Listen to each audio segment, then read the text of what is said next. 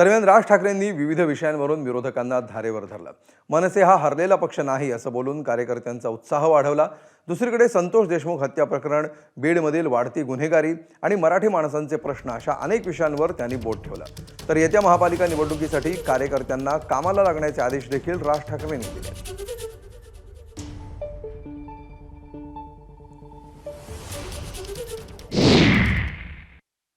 आज त्या बीडला जे झालं ते संतोष देशमुख काय बिचारे, त्यांना काय किती घाणेरड्या पद्धतीने मारावं, किती घाणेरड्या पद्धतीने मारावं. बरं, तुमच्या अंगामध्ये नसामध्ये जर एवढी क्रूरता भरलेली असेल ना, मी दाखवीन जागा, तिथे जा.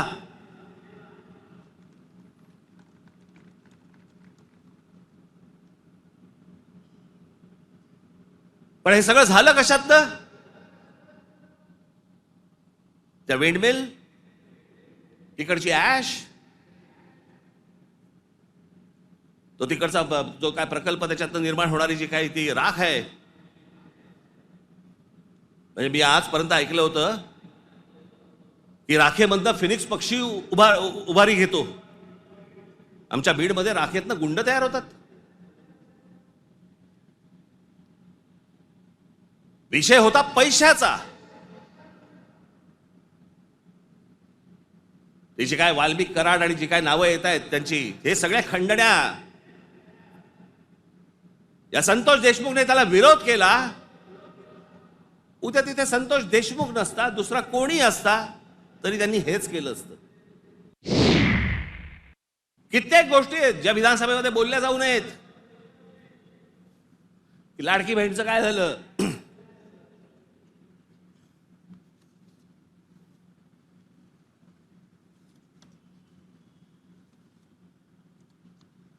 लाडकी बहीणचं काय झालं? काही नाही. बंद होणार ती योजना. मी निवडणुकीच्या वेळेला सांगत होतो, पण माझं खरं सांगून तुम्हाला पटलं नाही, त्यांचं खोटं सांगून पटलं. काय कमाल आहे.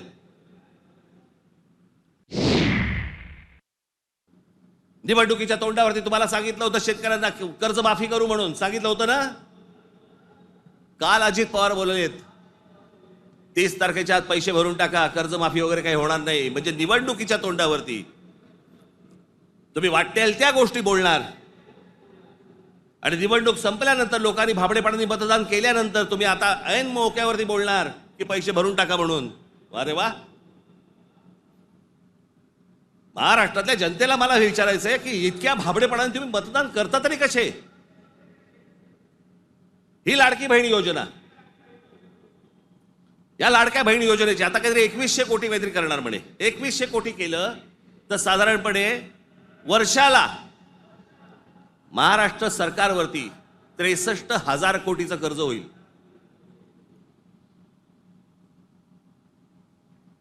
म्हणजे साधारणपणे 5 वर्षाचे काढा तुम्ही, किती होतात? 3-3.5-4 लाख कोटी होतात. हे फक्त वाटण्यात. ते वाटू शकत नाहीत, सरकारकडे पैसे नाहीत. ही योजना बंद होणार. आज चहूबाजूने महाराष्ट्राला सर्व बाजूनी विळखा पडतोय. मराठी माणसाला विळखा पडतोय. हा विळखा तुम्ही ओळखला पाहिजेत. मराठी भाषेला विळखा पडतोय. आमच्या महाराष्ट्रामध्ये, मुंबईमध्ये आम्हाला सांगता, इकडच्या आस्थापनांमध्ये आम्ही मराठी बोलना नाही आता तो क्या हुआ. कानफट इथंच बसणार.